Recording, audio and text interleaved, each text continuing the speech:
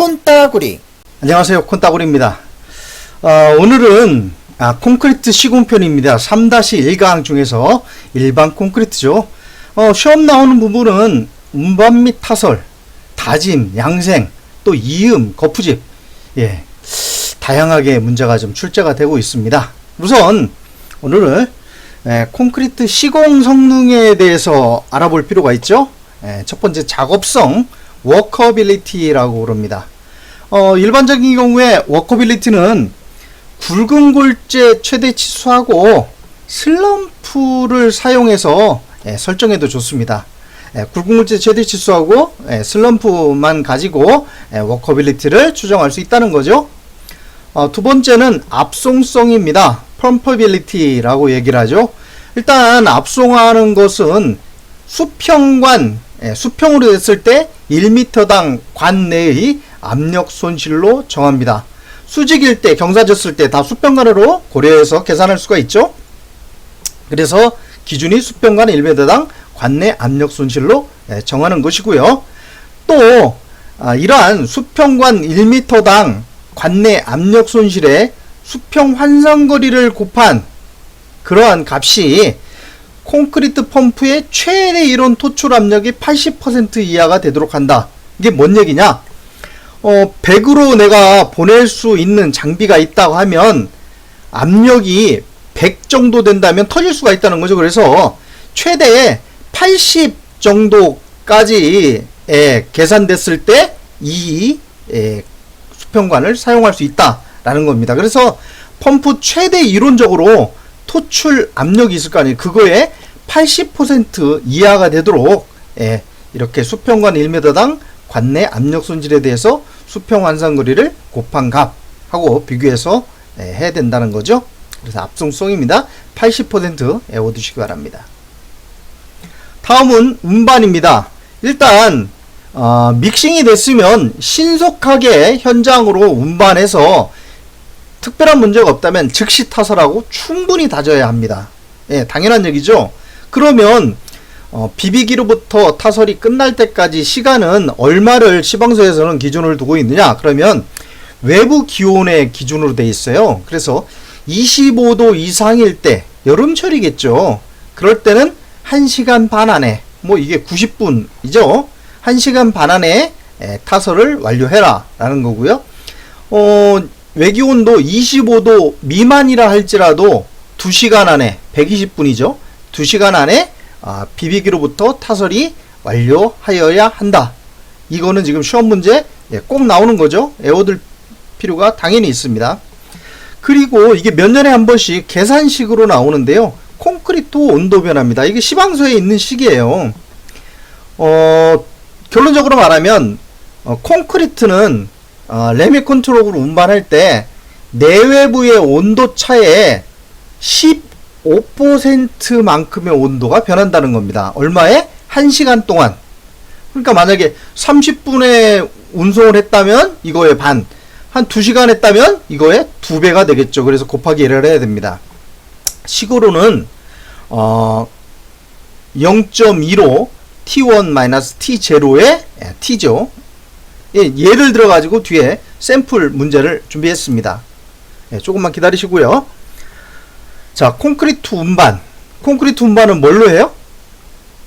일단 현장까지 운반하는 자동차인데 그게 배출 작업이 쉬운 곳으로 합니다. 우리는 뭘 이용해요? 트럭 믹서 또는 트럭 에지테이터라고 하죠. 그걸 사용하는 것을 국내에서는 원칙으로 하고 있어요. 그렇지만 슬럼프가 25mm 이하의 낮은 콘크리트를 운반할 때는 덤프 트럭으로도 운반할 수 있다. 어떨 때 덤프 트럭으로 많이 운반하나요? 댐 할 때, 댐, RCD의 공법이라고 그러죠. 롤러 컴팩티드 해가지고 다짐할 때, 그 댐 만들 때 25mm 이하, 그건 거의 슬럼프가 굉장히 적죠. 그럴 때 덤프 트럭으로 운반해서 롤러로 다져서 댐 시공하는 걸 많이 보셨을 겁니다. 25mm 이하, 이거 기억해 둘 필요가 있습니다. 콘크리트 현장 내에서의 시공 조건에 적합한, 그러니까 상응하는 그 적절한 방법을 따라야 된다는 거고요. 또 숫자가 나왔네요. 항상 시험 문제는 숫자로 나옵니다. 운반거리가 100m 이하, 굉장히 가까운 거리죠. 그럴 경우에 이제 콘크리트가 제조돼서 현장으로 운반한다 그러면 이게 덜컹덜컹 하면 콘크리트 자체가 재료 분리가 날 수도 있겠죠. 그래서 평탄하게 운반로를 만들어 가지고 순수레로 조심히 갈 수 있는, 운반할 수 있는 거라면 100m 이하의 평탄한 운반로를 만들어 가지고 손수레를 사용해도 좋다라는 겁니다. 100m 이하, 25mm 이하.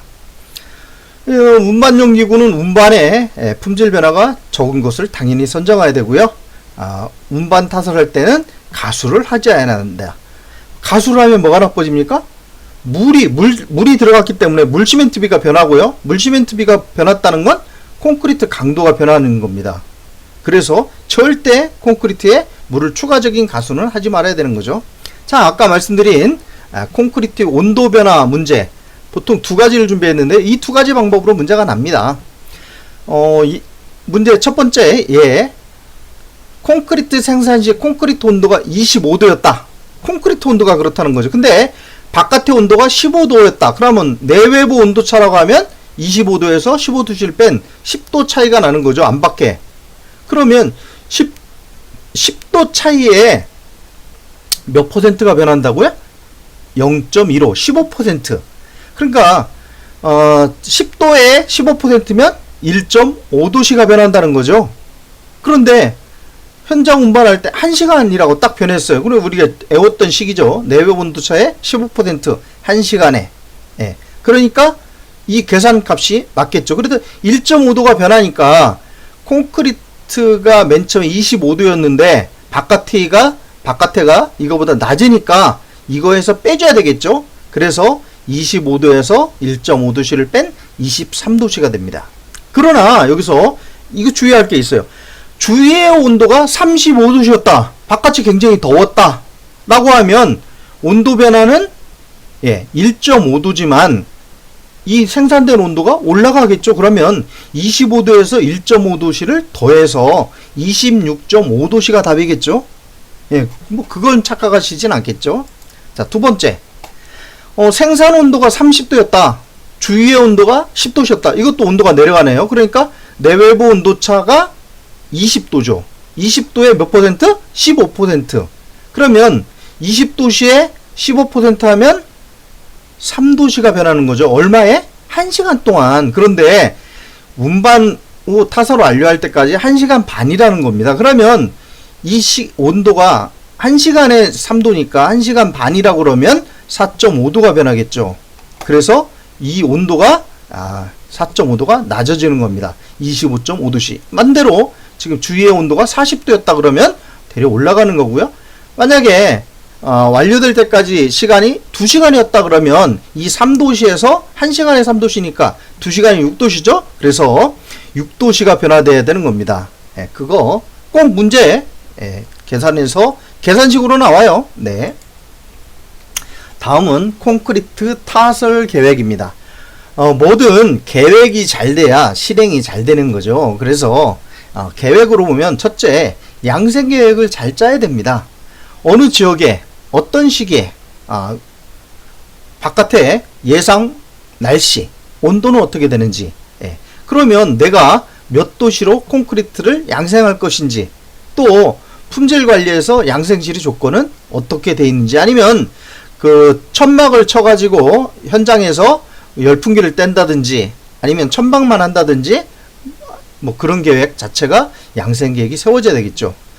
둘째는 배합 계획입니다. 배합할 때 어느 지역의 온도, 양생 온도 다 중요하고요. 거기에 기상 조건. 왜 그러냐면 기상에 따라 가지고 압축 강도, 시멘트의 종류, 바닷가에 쓸 때 뭐 그런 부분까지 다 고려해야 되겠죠. 또 공정, 초기 강도가 필요한 것이냐, 뭐 일반 설계 기준 강도, 확보 재령이 28일이냐, 91일이냐 이런 부분이 다 고려돼야 되겠죠.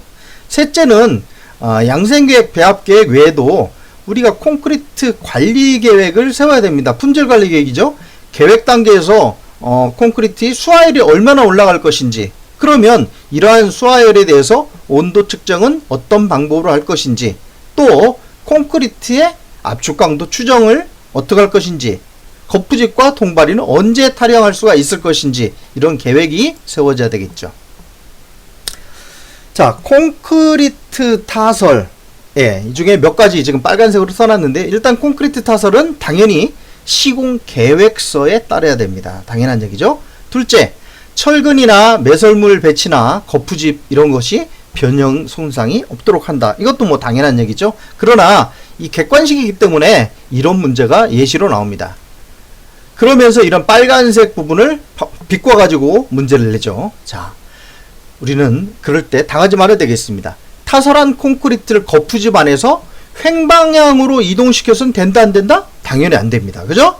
횡방향으로 이동시켜서는 안 됩니다. 그리고 한 어떤 구획이 있다면 구획 내 콘크리트는 타설이 완료될 때까지 연속해서 타설한다. 구획을 하는 이유가 뭐가 있어요?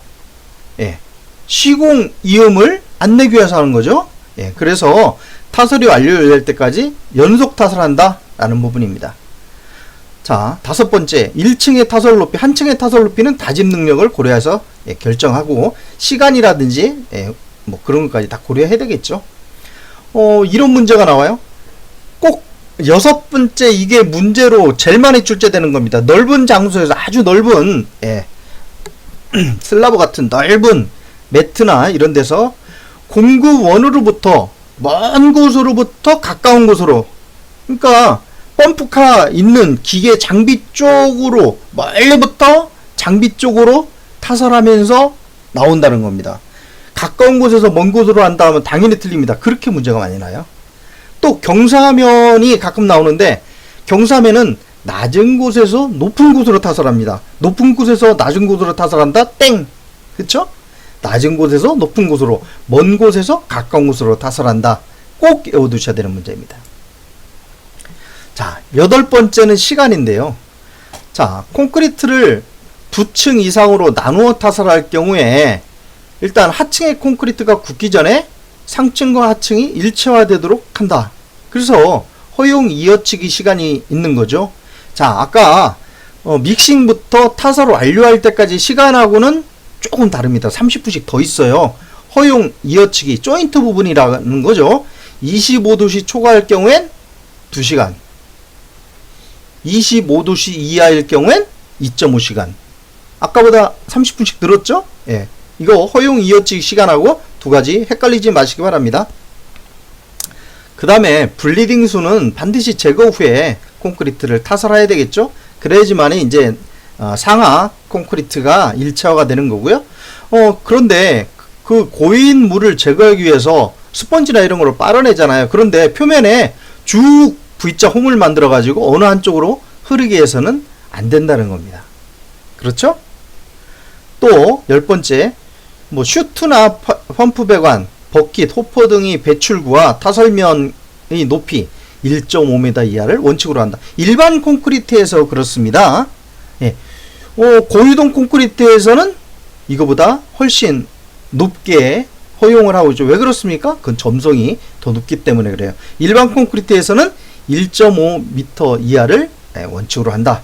배출구와 타설면의 높이입니다. 그러니까 가급적이면 바닥에 거의 인접하게 타설하는 겁니다. 그리고 콘크리트를 펌프카로나 압송으로 해서 타설할 경우에 30분에 1 내지 1m 50, 그러니까 1.5m가 적당하다라는 겁니다. 그러니까 1시간에 3m 이상을 타설할 수 있다. 틀립니다. 그죠? 콘크리트 타설 속도는 기둥 같은 경우에 굉장히 면이 좁으니까 한꺼번에 막 몇 미터씩 타설을 가능하잖아요. 그렇지만 그렇게 해서는 안 된다는 겁니다. 30분에 1 내지 1.5m 정도 이하로 친다는 거죠. 다음은 다짐에 대해서 살펴보죠. 다짐은 뭐가 원칙이에요? 내부 다짐기를 원칙으로 하면, 내부 다짐기는 봉다짐기로 다지는 거죠. 그러나 단 아주 얇은 벽이나 내부 진동 다짐기로 곤란한 장소에서는 거푸집 진동기를 사용해도 좋다. 원칙은 내부 진동이다 라는 겁니다. 둘째, 콘크리트는 타설 직후에 충분히 다져야 됩니다. 구석구석 잘 다져서 일단 그 안에 있는 기포라든가 아니면 들뜬 부분이라든가 이런 거 없도록 밀실한 콘크리트가 되도록 하여야 한다. 만약에 콘크리트를 타설을 했는데, 슬라브 같은 경우에 타설을 했는데 철근의 그 구속에 따라 가지고 표면에 크랙 가는 현상, 치마에 의해서 크랙 가는 현상이 뭐라고 했습니까? 소성 치마 균열이라고 그랬죠. 그러한 소성 치마 균열이 발생했을 때 재진동을 반드시 하도록 돼 있는데, 재진동은 언제까지 하느냐? 초결이 일어나기 전에 실시합니다. 초결이라는 게 뭐예요? 유동성을 잃어버리는 정도. 그러니까 유동성을 잃어버리기 전에는 재진동이 가능하지만 초결이 지난 다음에, 한참 지난 다음에 진동하면 그걸 뭐라고 그래요? 충격을 준다고 하는데, 콘크리트 구조물에는 충격을 줘서는 안 됩니다. 그러나 소성 상태의 초결이 일어나기 전이라 그러면 콘크리트 레미콘사에서 콘크리트를 생산했을 때랑 큰 차이가 없습니다. 아직 유동성도 있는 상태고요. 그래서 재진동 할 경우에는 초결이 일어나기 전에 하여야 한다. 이거 반드시 알아야 됩니다. 문제 이렇게 납니다. 아니면 밑에처럼 나요. 굳기 전에 치마 균열 발생 시에 즉시 다짐이나 재진동을 실시한다. 실시하여서는 안 된다라고 하면 땡. 그렇죠? 치마 균열 언제입니까? 초결이 일어나기 나기 전에, 그러니까 콘크리트 타설하고 한두 시간 안에 치마 균열이 발생돼요. 철근 모양으로 이게 격자처럼 와이어를 맞춰가지고 크랙이 짝짝짝 가끔 보이는 현상이 있는 거죠. 그럴 때 재진동, 재다짐을 즉시 한다. 단 초결이 일어나기 전에 실시해야 한다 라는 겁니다. 그럼 이 중에서 내부 진동기 사용법에 대해서 한번 정리하고 넘어가죠. 내부 진동기는 1, 2차 콘크리트 했을 때 아래측 콘크리트 속으로 10cm 정도, 0.1m 정도 찔러 넣는데, 왜? 경계면을 없애기 위해서 일체화가 되도록 하는 거죠. 그러면 삽입 간격은 얼마큼이나 0.5m 이하, 50cm 정도 간격으로 해서 겹치게 하는 겁니다. 그러면 1개소당 그 진동 시간은, 내부 진동기 진동 시간은 얼마나 하느냐? 다짐할 때 진동기를 쭉 대고 있으면 시멘트 풀이 약간 표면으로 부상합니다. 그때가 대략 한 5 내지 15초 정도가 돼요. 옛날에 이렇게 시간으로 돼 있었는데 지금은 시간이 없어졌습니다. 표면으로 약간 시멘트 풀이 부상하기까지, 그때가 한 5 내지 15초 정도 될 때입니다. 그때까지만 하는 겁니다. 너무 많이 다지면 어떻게 되느냐? 너무 많이 다지면 다진다고 좋은 게 아니에요. 왜요? 콘크리트가 이 다짐기의 진동, 내부 진동기에 의해서 재료 분리가 납니다. 너무 오래 하면. 그래서 5 내지 15초 정도, 이 정도만 한다는 거죠. 그 다음에 그럼 꺼낼 때 딱 빨리 꺼내면 진동기 구멍이 생기겠죠. 그래서 천천히 빼냅니다. 그러면 구멍이 남지 않도록 합니다. 또 다섯 번째, 콘크리트를 횡방향으로 이동시킬 목적으로 사용하지 않아야 된다. 아까 타설할 때도 횡방향으로 이동시켜서는 안 된다고 그랬죠. 자, 횡방향으로 이동시킬 목적으로 내부 진동기를 좌우로 흔들어서는 안 되는 겁니다. 위아래로 넣다 뺐다 넣다 뺐다 하는 겁니다. 진동기 형식이라든지 크기 및 대수는 부재 단면의 두께 및 면적, 1시간당 최대 타설량, 굵은 물체 최대 치수, 배합 등을 고려하여 선정합니다. 콘크리트 양생에 대해서 살펴볼까요? 콘크리트 양생 기간 중에는 예상되는 진동이나 충격 이런 것에 대해서 보호하여야 합니다. 아까 콘크리트에다가 진동 주는 건 충격을 주는 겁니다. 그러면 언제 아까 재진동 가능하다고 했어요? 소성 상태 중에 초결이 일어나기 전에, 그러니까 콘크리트 타설하고 한두 시간 안에 그런 상태에서 되는 거죠. 또 재령 오일이 될 때까지는 해수에 씻기지 않도록 보호한다. 왜냐하면 강도가 어느 정도까지는 나야지 외부 요인에 버틸 수가 있는 거죠. 콘크리트는 경화가 충분히 진행될 때까지 경화에 필요한 온도 조건을 충분히 유지해서 저온, 고온, 급격한 온도 변화에 유해한 영향을 받지 않도록 온도 제어 양성을 실시해야 한다. 뭐 당연한 얘기지만 써놨습니다. 왜냐면 객관식이기 때문에 저런 문제들을 옆에 붙여서 해요. 양생 중에 대표적인 게 이제 습윤 양생이고요. 예, 습윤 양생 이 표가 문제로 예, 거의 매년 나오는 겁니다. 습윤 양생은 양생용 매트나 모포 등으로 덮은 다음에 물을 뿌려서 수빈 상태를 유지하는 단계를 얘기하는 거죠. 그러면 일반 시멘트, 일반 시멘트, 보통 포틀랜드 시멘트라고 하는 거죠. 일종 시멘트입니다. 그러면 습윤 양생 기간은 얼마냐? 외부 온도에 의해서 양생 기간이 변화되죠. 그래서 15도 이상 온도가 좋으면 5일, 10도일 때 이상일 경우에 7일, 5도 이상일 때 9일 이상의 습윤 양생 기간을 가져야 됩니다. 고루 슬래그 시멘트를 하면 양생 기간이 늦기 때문에 보통 시멘트보다는 좀 더 더디고요. 초강 시멘트는 일종 시멘트보다 빨라되죠. 그래서 5일을 3일로, 7일을 4일로, 9일을 5일로. 가장 많이 나는 건 보통 포틀랜드 시멘트 부분의 날짜는 무조건 외워야 됩니다. 또 거푸집판이 건조될 우려가 있을 때는 살수하여야 한다. 당연한 얘기입니다. 이거 예제로도 나와요. 콘크리트 양생. 자, 망장생을 할 경우에 뭐 수성도 있고 유성도 있지만 콘크리트 표면에 이 망양생을 약액을 뿌리는 거죠. 일단 충분히 살펴하는 겁니다. 그러면 어떤 주의점이 있느냐?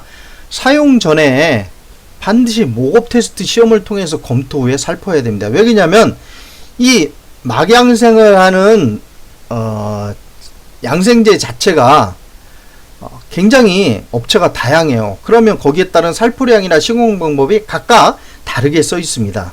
그러면 그게 적정한지에 대해서 목업 테스트를 통해서 검토를 반드시 한 다음에 살펴야 한다는 거고요. 그럼 어느 때 이렇게 양생제를 뿌리느냐? 콘크리트 표면에 블리딩 수 다 이제 거의 없어질 때쯤, 물빛이 없어진 직후에 살포한다. 요 포인트 외워두셔야 됩니다. 거의 물빛이 없어진 직후. 또 양생제 살포는 방향을 바꾸어 2회 이상 실시해야 된다. 무슨 소리냐? 수직으로, 수평으로 각각 한 번 이상 하라는 거죠. 쭉 수직으로 하다 보면 군데군데 빠지는 부분이 있을 수가 있어요. 그래서 수직으로 한 번, 수평으로 한 번 그 이상을 실시하여야 한다는 겁니다. 살포할 때 이게 중요합니다. 물빛이 없어진 직후 양생제를 살포하고요. 방향을 바꿔서 2회 이상 실시하고 사전에 목업 테스트를 반드시 실시해야 된다. 그리고 양생제는 철근이라든지 시공이음부에 부착되지 않도록 한다. 왜 그러냐면 철근이라든지 시공이음부에 부착되면 다 제거를 해야 됩니다. 제거하지 않으면 비닐을 씌운 거나 마찬가지이기 때문에 일체화에 방해를 받죠. 자, 오늘은 여기까지 하겠습니다.